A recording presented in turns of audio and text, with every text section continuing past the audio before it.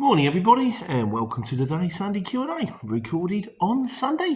I've been a bit busy lately with the changeover and everything. I was up with Mark yesterday morning, 3 hours on the lorry. Admittedly, he spent 3 hours doing mechanics, and I spent 3 hours getting the lettering off the side of it because I'm mechanically rubbish. I can't even fit windscreen wipers. I'm useless.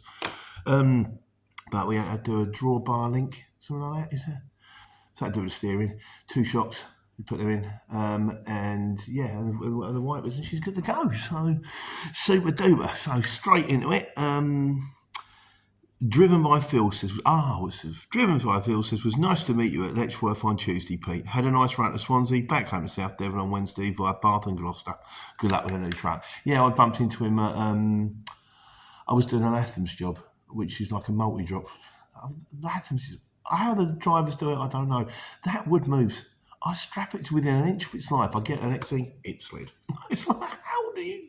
Presumably, you have to put packing in between or something like that. But don't get me wrong, it all got delivered. It was all fine. None of it was damaged. But you open the side curtains, you go, that didn't look like that when I loaded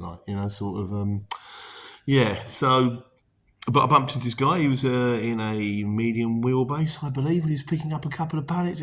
He said, I tramp. He says, for me, it's all about the dead miles. I try to eliminate as many dead miles as possible, so I tramp. He said, I sleep in the cab.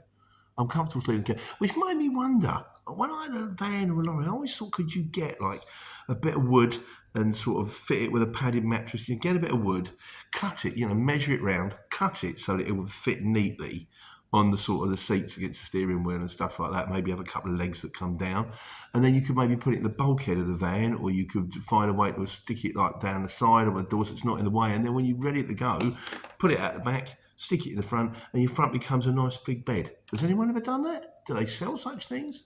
Because you can get a hammock, and the hammock can actually go between the windows. I never did that either. Thought about it, but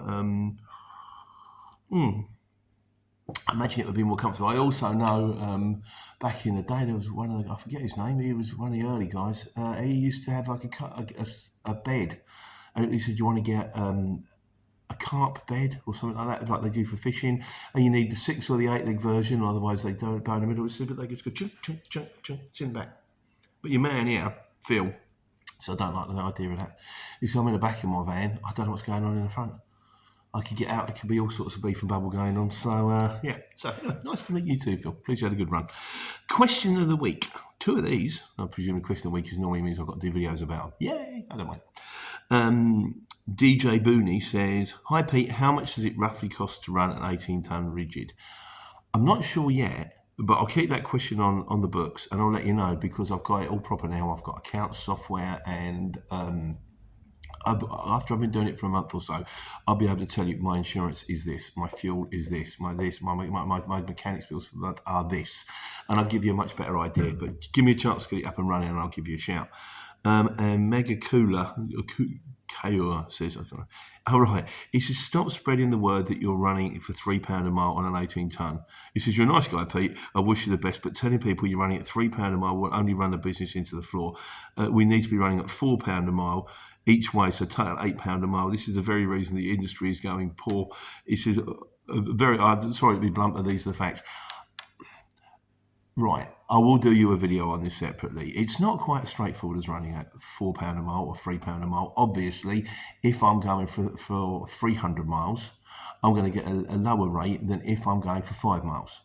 Because I'm not going to charge them £3 a mile for 5 miles. I'm not going to do the job for 15 quid. There's much more to it than that. And I often do get more than £3 a mile. But I also know that if you're going to do a job, you try quoting a job at Scotland to, I don't know, anywhere in Scotland, go to Manchester, Liverpool, Newcastle, Slough, you try quoting them £4 a mile. You try quoting them £2 a mile, and you still get nothing back. There's much more to it than that. So yeah, if anyone out there thinks, oh, well, I'll just quote £3 a mile, it's simply not that straightforward. But I will elaborate for you. There you go. And also, it's the way I work.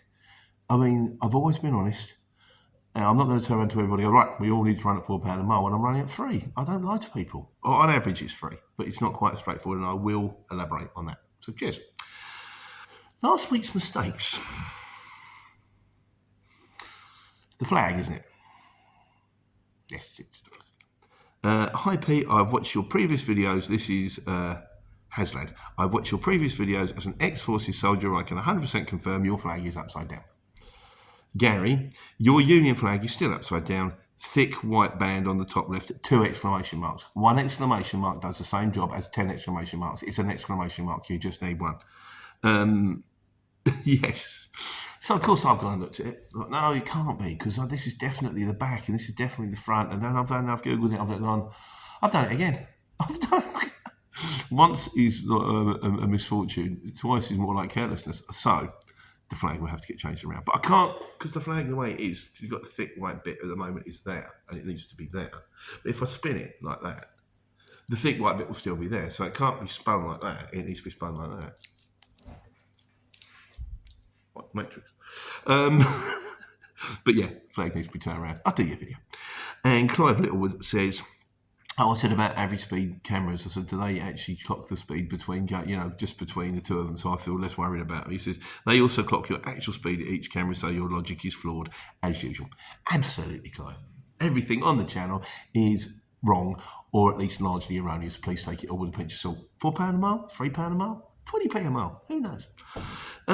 So we've done the I'm Back video. I think that might have been last week. Thanks for your support again, guys. I really didn't know how it was going to go, and it's still touch and go. I'm still trying to sort out the factoring company, but we'll come to that in a minute. But I'm managing to survive without it in the short term. So he said, I've been following you for a while. This is Jacob Smith. Been following you for a while. Hated seeing you close up. Congratulations on your return. Thank you, Jason. PokerStar says, you can't knock a grafter. Good on you and best of luck. Thank you. Danny D says, I watched your video today because I'm thinking of doing delivery work and you sound like you've had a rough time. I'm happy for you. It sounds like you're on the way up.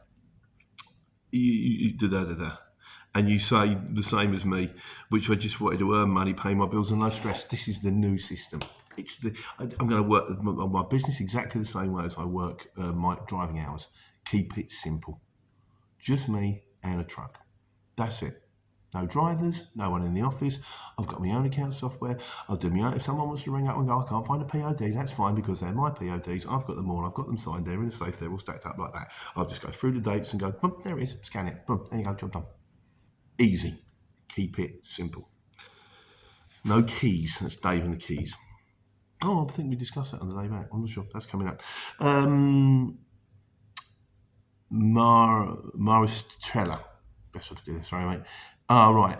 He said, wait, the CX is factoring invoices. No, they're not. They kind of said they want to. So I think they're trialling it with a couple of the big companies to see how it goes, but they're not actually factoring invoices. I think from their point of view, they're thinking, wouldn't it be lovely if we could pay out on all of the invoices? And then so that people could, you get more members, more membership. And also then when they actually pay back out on the invoice, they take 5%. So you get 5% of every, just think, if someone's had a bright idea thinking everyone who's running on the CX who's up for it, we could get 5% of their profit. But how much dough would you have to have up front? So you could factor quite a few people's invoices. So I think it's a trial scheme they're thinking about doing, but they're not actually factoring invoices. I've gone elsewhere. I've gone to a firm called eCapital. Still working that one out. Jim on the Run says, factoring, be careful, Pete, it's almost impossible to get out all the best. This is the interesting thing. The factoring firm don't actually want all of my invoices. I went, what? I said, every time I've ever had a factoring company before, they want everything I do. They went, no, because we know the CX is flaky. We only want this factor like 10 of the major companies. Because I said I will be doing not just CX work, but work for companies in the area who I have come across because of the CX, and there are major companies in the area, Hemel Hempstead, in Leighton Buzzard, Pitstone, who I'll be doing a lot of work for, who know me, who I can ring up, know my face, know my name, I can ring up, particularly HBC. I'm not factoring them at all. They're brilliant. I love HBC. And they said, we just want to do 10. So of the 10 companies I'll be doing, half the work I'm going to be doing through the factoring, half the work I'm going to be doing off my own bat, and then of course you're going to get that return load, the one that the company don't want, the eCapital company don't want. So they said we took some guy on, and before we know it, within 9 months we had 250 clients on our books.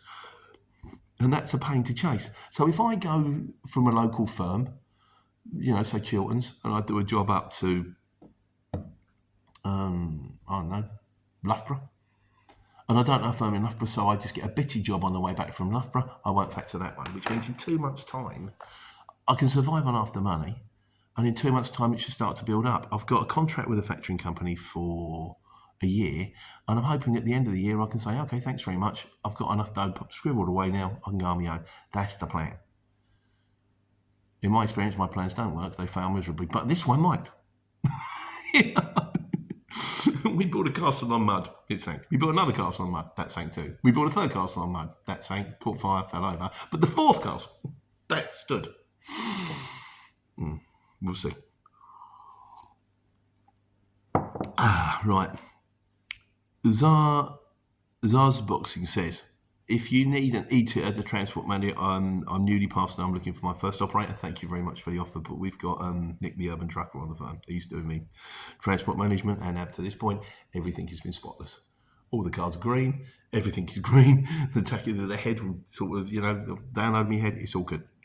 Derek O'Brien says, he said, what happened to the lorries in detail? And Dale Steele also says, so you're not going to tell your subscribers who follow you for years because you're writing a book. Poor form, Pete. Guys out there could learn by your mistake, but you're making a conscious decision over profit and actually helping. I'm actually shocked. I've never had you down as that type of character. Right, that's a fair point, Dale. I'll take the point. So what I will do, I want to write the book because I just want to write the book. I am allowed to do that, and it will get everything in detail of what went on, and hopefully people will. I like writing books. I've written books, but here's a link. Shall I go on, Mum? It's a cracker. I've written it before. But that doesn't mean that I can't do you a video on where I went wrong and what to look out for, and that I certainly will. So we'll put a video on for that one, and we'll get that one up soon. Things not to do when you're starting your own company, your career company, mistakes that I made that you don't need to make. That's fair enough. Right. C11 Yan says, he says, good luck. He says, keep it simple and look after yourself. You do you. Don't employ people or scale you don't need to. Minimise costs. Always look at where the money is going. Set a reasonable target. You'll be fine. And that's the kind of thing that we're going to say in what to do when you start up on your own, in my opinion, which is largely wrong, as we know. Leachy says, thanks, Pete, regarding those... he says, thanks for the kind words about my mum. The book. He's in the same boat as I was. I've been very difficult the last few weeks. I've become much closer to my parents. Also had very upsetting conversations with my mum about after she's gone, but I feel so much better for having them. Yeah, mate, it's tough. You just, one's foot in front of the other. It's a journey of a million miles. You're there, you support them. When it's done, it's done. So you just do the best you can. On a much lighter note, Mark and Nard were brilliant. Yes, they were great. I still listen to clips on YouTube. Fat Harry White is still my favourite. Can't believe they got away with it so long. Certain things, not like Little Britain. You ever go back and watch Little Britain and go, how on earth did they ever let them do this? You can't do that. Shocking. Of the time. It wasn't that long ago. Well, maybe it was. Maybe I'm just old. He says, nowadays I listen to LBC Nick Abbott on Friday and Saturday evening. He really cheers me up. And he said, he goes on to say, what was the name of your new company on the CX so I can contact you? Of course. Well, the company name, because I drive an 18-ton truck, I have called the company the 18 Trucks Limited. I wanted to call it the 18. So when I pick up the phone, I can go, hello, the 18. You're through to the 18. If you can find them, if no one else can help, maybe you can hire the 18. I love it when a plan comes together. I think it's catchy. One guy actually turned around to me and I told him what it was all about, and he just went, that's just embarrassing. But it's what it is. Right, Godzilla's. Oh, Mark and Lars shows are still on YouTube. Epic bunch of lads. Yeah, maybe give that. I don't know. I've got my radio sorted at the moment. I like my Country Line. I like my Radio 6, my 6 Music. I like Radio 1. I've got a book going on. Family project or something the missus has recommended to me. It's supposed to be good. I've got plenty of entertainment. I'm all good. Right. So we did a video on the Hollies Truckstop. and this might become a regular feature of the show. Well, I might do a few more truck stops. If I stop at a truck stop, I'll probably just do a video on it. Just because I'm sure someone out there must have done them, truck stop reviews or something like that. Have they? If I can, I'll do them a link.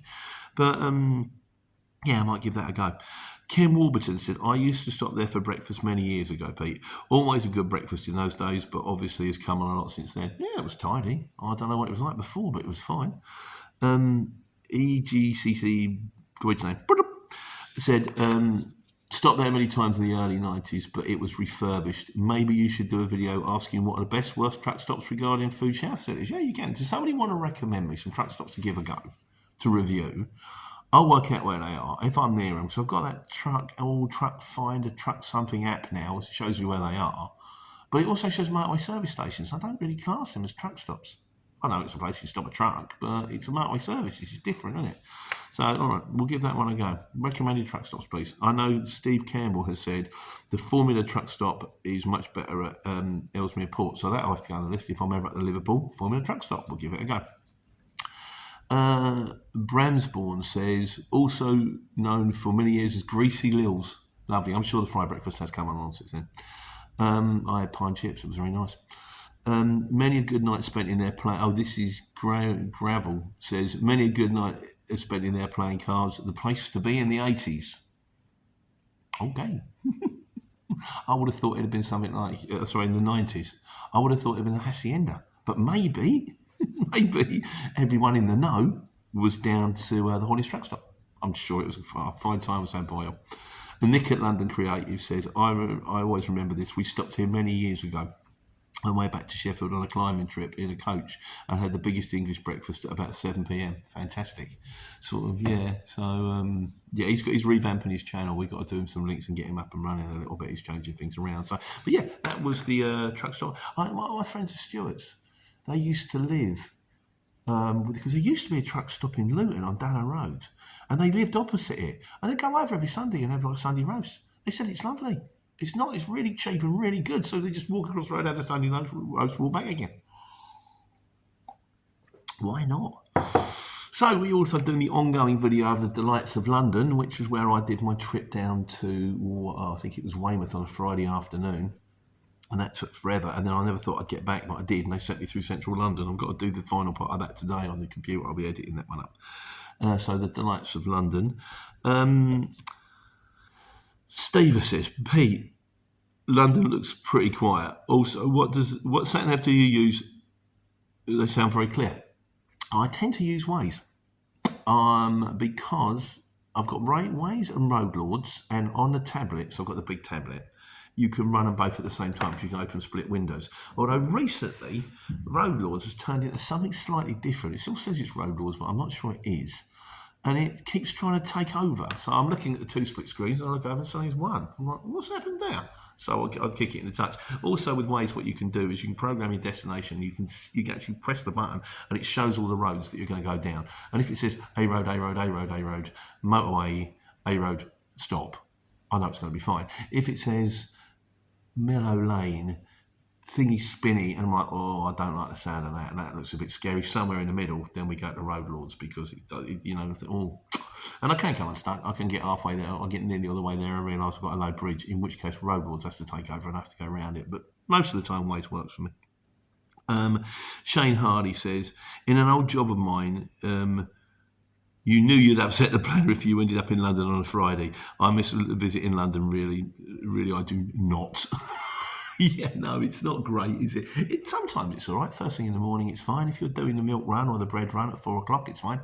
If you're out doing it at 7, 8 o'clock at night, it's quite pretty. Particularly in the winter time, when the sky's clear. And I remember one time I was coming around St Paul's and the sky was clear and the moon was full and illuminated. I thought, that's beautiful. That's lovely. Sometimes it can be fine. Mostly it's just a nightmare. And because I've got a Euro 6, but I haven't got DVS, I can't go inside the 25 anymore. Which is a bit of a double-edged sword, because it means I can't do Hounslow and I can't do Southall. There was a job coming back the other day, and I was like, where was I? Preston, and it was going to Wembley, and I thought that would have been 125 miles. I thought that would have been lovely. Take that down to Wembley, go home. Can't do it. On the flip side of things, I can go everywhere else. And I'm not to put the DVS on the. What is it? Yeah, get one for the wise guys there. What would it cost me to put the DVS on the lorry? I think I'm looking at £1,600 just for the basic kit, and then from October the 24th, I also need a radar. I'm looking at £2,000. I only go five for the truck. So I think we might be avoiding London. I can still go to Bath. I can still go to Bristol. I can still go to Blackburn. I can still go anywhere else that's got a zone. Could get the centre of Newcastle, not a problem. Just can't go to central London. So central London, no peak for you, I'm afraid. Central London missing out, I'm sure. Yeah. Where was we? Yes, another one from London Creative here. He says, yes, you recovered, because that was last week's mistakes as well. He said, you recovered your mistake about the Natural History Museum, Science and V&A. The British Museum, that's Great Russell Street in Bloomsbury. Yeah, I like the British Museum. Used to use the library there. Beautiful thing. Jermyn Street was the first left as I turned out to St James Street. You miss St James's Palace directly in front of you. Is that what that thing is? Lovely, isn't it? Where the turning where the horses are, where the Queen Mother lived and Princess Anne lives now. Did she really? I should have popped in for a cup of tea. And I thought David Winter would pick me up on this because he's a cab driver, but he just went, phone boxes broken, smashed up and stinking of weed. Yeah, they we're nearly there, guys, by the way. Paul Oldfield says, because there's the Mandarin. When you come out of Knightsbridge past Harrods, and that's all in the news, isn't it? And on the left-hand side, there's a big hotel just before you get to kind of Hyde Park Corner called the Mandarin. Paul Oldfield says, last year at the Mandarin, a punter was chased into reception and stabbed and mugged for his watch, and they covered it up. He said, I spent 30 years plus working as a driver in one form or another. I stopped driving professionally 10 years. I had a good job doing something else. He said, I lost a job, and he said, I have to go back to driving in 10 years. Every shortcut back road is now a one-way, no right turn, can't go down there, that kind of thing. He said, that idiot of the Greater London Council doing it on capital cities like Bedlam, trying to drive in the city now, and the West End, he's artificially making it busier that way than it actually is because he's choked up all the roads. I've heard that kind of thing before, where they turn around and they muck around with it and they go, oh look, it's congested, and so we've got to put the congestion zone up and we've got to charge more money. Poor people's tax under the guise of ecology goes on all the time. I'm avoiding it. I'm just going to avoid it completely. I'm not going to London. You're welcome to it. And finally, from Nigel Holmes, he says that odd-looking building in Hammersmith is called the Ark. Okay. Don't know what's that. Presumably, it's run by animals, 2 of each, and this old guy with a beard and a stick.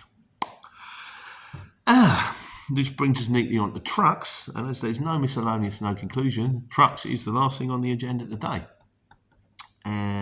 Forsyth said, DAFs and Sherpas and British Leyland hated by many, but thousands out there over the years, but got the job done at a cheap price. I love my DAF. She's great. It's the best lorry ever. The Tiffany's great so far, with the room in the cab and all that. I've got electric mirrors. I've got electric sunroof. I think there's a video going about Tiffany this week, actually. You can stand up in it. I've got all the storage I need. Just brilliant lorry. Fingers crossed it just works out okay. Seems to be sound. So, and Mark says, my mechanic, he says it's little and often. Just keep on top of anything that needs doing. Get it done quickly. Change the fluids, do this, do that. Sort of get it serviced. If anything goes wrong, instantly fix it. Just keep on top of it. And as long as nothing major goes wrong, then you've got a truck for a little while. So, fingers crossed. And also, Campervan case says, I love my Renault. Brilliant van, no rust, engine never lets me down, always starts even in the cold weather. Yeah, but it's a campervan. So it probably doesn't get an awful lot of work. Maybe it does. Maybe it goes out every weekend. But then it's only at weekends. But still, if you love it, you love it. And also there was that video on Ken's van. Now, he's my mate, and he's literally, he bought the van. He shouldn't have bought it. He could have worked out the car. But he bought it thinking he was going to carry on with a market thing, and the markets have just died. He said, I went out the other day. He said, I stood there, you take £80 and pay £60 in rent. It doesn't work, so he's now doing the car. So that van, if anybody wants a van, is a super duper tiny van who I can vouch for, because I can vouch for my friend. I know how much he looks after it. It might be a bit dear because it ain't cheap, but it probably, I think that's what you pay for these things. But then anyone wants it, leave a comment. In the meantime, I'm all loaded and ready to go. I'm off to Marks and Spencer's near Brighton. Haver Hill. I think it might be. No, not Haverhill, that's Cambridge. He was he? Oh no, I don't know. I'm going somewhere, and then I've got some pallets to pick up, which I've got to go back to Swad. So that's me set up for Monday. Looking forward to it. It's a new world. It's a new chapter, a new page, and a new opportunity and chance to take care and take money.